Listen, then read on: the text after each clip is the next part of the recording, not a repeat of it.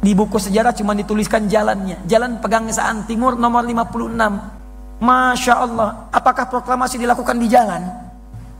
Tidak. Jadi sila pertama di Pancasila, ketuhanan yang Maha Esa. Nilai beragama ada di situ. Jadi ada pengakuan di situ. Negara Indonesia saja bisa sukses, bisa merdeka, lawan penjajah. Tidak ada sejarahnya di muka bumi ketika Islam berada di puncak kekuasaan selain menghadirkan kedamaian, ketentraman bagi seluruh umat yang ada di muka bumi. Cek. Assalamualaikum sahabat cerita rakyat. Sebelum masuk ke videonya, jangan lupa bantu support kami dengan cara like, comment, subscribe, dan share. Karena itu semua gratis. Terima kasih. Selamat menonton. Tahun 1323 Hijrah. Berkumpullah kemudian di Tanah Abang dan Krukut sekarang. Krukut, wilayah Jakarta. 4 orang ulama. Ada Said Al-Fakhir, ada Said Abdurrahman, ada Said Muhammad, ada Said Sehan. 4 orang.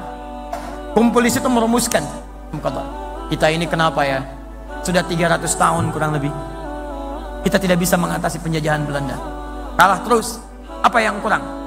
Dirumuskan oleh ulama. Oh, kita ini berjuang terpecah-pecah, tidak bersatu. Kita kalah di pendidikan. Kita kalah kemudian di sini, kalah di sini, kalah di sini. Kalah dalam logistik, maka kita harus bersatu. Maka dirumuskan oleh mereka, dibuatlah kemudian satu perhimpunan namanya Jamiatul Khair. Maka diundang kemudian para ulama, diundang. Apa yang disepakati?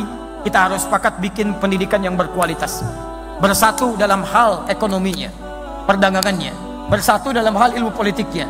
Maka disepakati berkumpullah kemudian 6 tahun dari situ, tahun 1911. Untuk pendidikan diundang seorang alim besar, alim minal ulama, namanya Syekh Ahmad Surkati, yang berasal dari Sudan. Sur artinya ahli, kati artinya kitab, rajin dengan kitabnya. Dulu sedang belajar di Ummul Qura, sedang berada di Al-Azhar, kemudian diminta ke Indonesia, ke Nusantara. Indonesia belum ada. Maka datanglah kemudian 6 tahun kemudian, tahun 1911. Maka berkumpullah pada saat itu. Ada ahli sokongan dagangnya, ada ahli ilmu politiknya, ada ahli pendidikannya. Kayak Ahmad Dahlan dan yang dari Yogyakarta, dari Kauman, yang kemudian mendirikan Muhammadiyah tanggal 18 November tahun 1912, datang ke sana. Kumpul diskusi, apa yang disepakati? Kita harus kompak. Maka dibuat pusat pendidikan Solo, berkumpullah para pengusahanya. Diinisiasi oleh Kiai Haji Saman Hudi, mendirikan Syarikat Dagang Islam. Urusan perdagangan Solo yang support. Urusan bisnis Solo yang support. Urusan pengetahuan, pendidikan dari Jakarta sampai dengan Yogyakarta. Urusan kemudian masalah ilmu politiknya Surabaya. Namanya, maaf, Haji Omar Said Cokro Aminoto. Selalu disingkat dengan HOS, HOS. Bukan HOS, Haji, Haji, Haji. Kalau Haji itu orang apa? Orang Surabaya, orang Islam. Orang Islam. Nggak ada negara lain menggunakan gelar haji. Tidak ada. Tidak ada agama lain menggunakan haji. Pasti Islam. Pasti Islam. Islam. Haji Omar Said Cokro Aminoto. Perhatikan, 300 tahun tidak terwujud kemerdekaan itu. Cuman dalam kisaran 30 tahun. Hilang 01. 30 tahun. Berkumpul mereka semua. Linknya disatukan. Solo menghimpun para pengusahanya. Support untuk kemerdekaan Indonesia. Perhatikan. Jakarta, Jogja kasih pendidikan yang bagus. Sampai sekarang Jogja dikenal dengan kota pendidikan. Teman-teman, Surabaya support bagian ilmu politiknya, orasinya, macam-macamnya. Di antara murid Haji Omar Said Cokro Aminoto adalah Insinyur Soekarno. Didik. Apa yang terjadi? Tidak tunggu lama. 1911 cuma butuh 34 tahun. Tadi 300 tahun gak dapat, sekarang 34 tahun. 1911 tambah 34, 1945. 17 Agustus, hari Jumat, bulan Ramadan. Jam 10 pagi. Diikrarkan kemerdekaan Indonesia. Ketika diikrarkan, tempatnya, maaf teman-teman sekalian, di buku sejarah cuma dituliskan jalannya. Jalan Pegangsaan Timur nomor 56. Masya Allah. Apakah proklamasi dilakukan di jalan? Tidak. Ternyata di halaman rumah nomor 56. Nomor itu kan rumah, tempat. Kalau jalan tidak pakai nomor. Jalan Kiai Haji Wahid Hashim di jalan. Nomor berapa? Nomor sekian, berarti tempat tertentu. Jalan Pegangsaan Timur, jalan nomor 56, kediaman tertentu. Kediaman siapa itu? Kediaman orang Islam, orang Indonesia, keturunan Yaman, namanya Syekh Faraj bin Marta. Syekh Faraj bin Marta mewakafkan rumahnya untuk kepentingan proklamasi kemerdekaan Indonesia. Beliau seorang pengusaha sukses dari Solo sampai dengan ke Surabaya. Masya Allah, kemudian tinggal di wilayah Bogor. Insinyur Soekarno dapat kemudian hadiah dari beliau, diwakafkan rumahnya, proklamasi di situ. Saya sampai sekarang punya salinan ucapan terima kasih Negara Kesatuan Republik Indonesia pada keluarga besar Syekh Faraj bin Marta. Kumpul semua. Dengan kemuliaan itulah terjadi kemerdekaan Indonesia. Dicantumkan di Undang-Undang Dasar atas berkat rahmat Allah yang Maha Kuasa di pembukaan undang-undang. Jadilah undang-undang pasal 29 ayat 1, negara berdasar atas ketuhanan yang Maha Esa. Jadi sila pertama di Pancasila, ketuhanan yang Maha Esa. Nilai beragama ada di situ. Jadi ada pengakuan di situ. Negara Indonesia saja bisa sukses, bisa merdeka, lawan penjajah hanya dengan maaf bambu runcing, merah darah, putih kain kafan, jadi bendera. Kalau bukan atas berkat rahmat Allah yang Maha Kuasa, mustahil ada kemerdekaan. Makanya teriakan pertama yang menghadirkan kemerdekaan, teriakan Allahu Akbar. Allahu Akbar. Di kalimat Allahu Akbar itu bukan kalimat teroris. Itu kalimat kemerdekaan. Itu kalimat yang menjadikan Negara Kesatuan Republik Indonesia. Kalimat yang diakui di undang-undang, di pembukaan disebutkan. Jadi dasar negara, jadi Pancasila. Itu Allahu Akbar. Takbir. Takbir. Allahu Akbar. Di kalimat itu yang mewujudkan Negara Kesatuan Republik Indonesia. Makanya teman-teman sekalian, kalau tidak ada tuntunan Al-Quran yang diamalkan pada saat itu 1905, mustahil bisa 35 tahun, 34 tahun negara Indonesia bisa mendapatkan kesuksesannya untuk merdeka. Baca. Dan tidak mudah itu, luas luar biasa. Lihat buku yang sama, halaman 19, paling kanan sebelah atas. Luas negara kita aja, itu daratnya 2 juta kilometer persegi.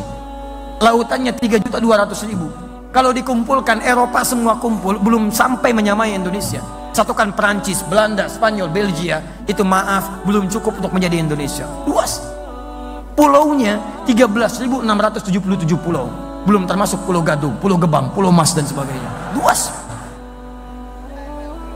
Tidak mudah menyatukan itu kalau bukan karena Allahu Akbar, bukan karena Quran, mustahil. Nah sekarang pertanyaannya, negara kita sudah merdeka dengan prinsip Al-Quran, dengan prinsip sunnah.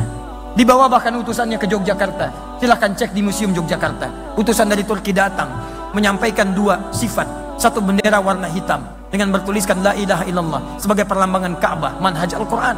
Kedua bendera warna hijau bertuliskan Muhammadur Rasulullah sebagai gambaran dari sunnah. Jadi negara ini dibawa dengan prinsip Al-Quran, dengan prinsip sunnah Nabi sampai ke kemerdekaan. Tinggal kita sekarang bagaimana mengisinya.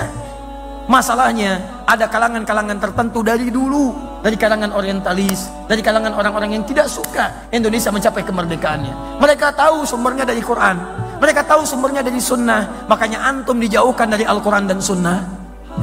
Antum dijauhkan jauh dari Al-Quran. Silakan cek, hanya baca. Quran itu hanya boleh ada di masjid, bahas dalam kitab, nggak boleh muncul di perekonomian. Begitu antum bawa gerakan Quran menuju perekonomian, antum akan banyak diserang. Silakan, kalau cuma ceramah di masjid, antum nggak akan diotak-atik.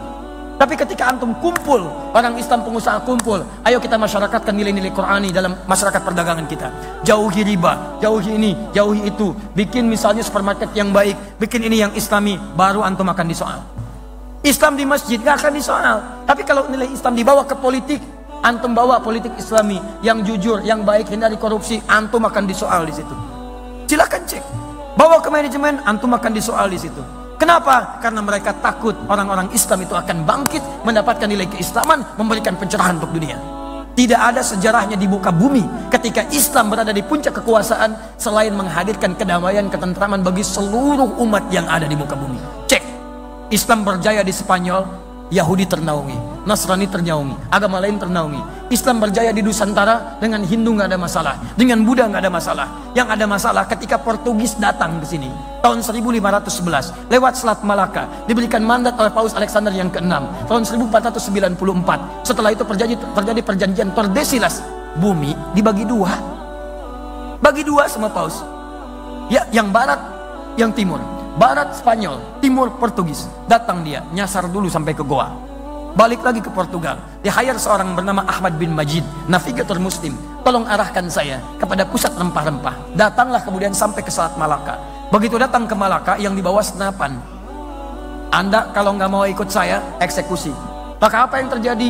Hindu bermasalah sampai ke Goa. Cina bermasalah ke sana. Yang tadinya harmonis, muncul masalah luar biasa. Terus, begitu sampai Malaka, pengen menguasai Sunda Kelapa. Datang ke Sunda Kelapa, datang bawa senjata, datang bawa meriam. Tidak ikut saya habisi. Masya Allah. Misinya 3G. Sekarang sudah 4G. Dulu 3G. Gold, glory, and gospel.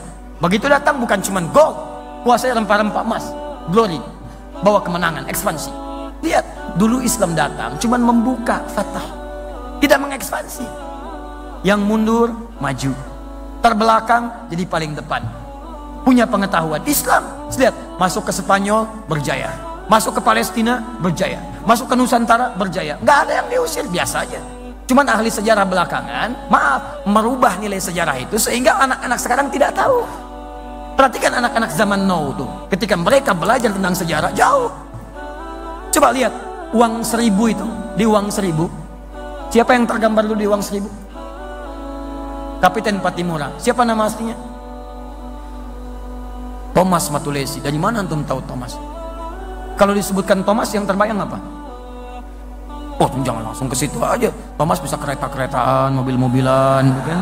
Ada Thomas, kan? Masya Allah, badminton, piala Thomas dan sebagainya. Ada. Tapi umumnya kalau dikaitkan dengan keyakinan, itu non-muslim. Dari mana bisa jadi Thomas? Namanya Ahmad.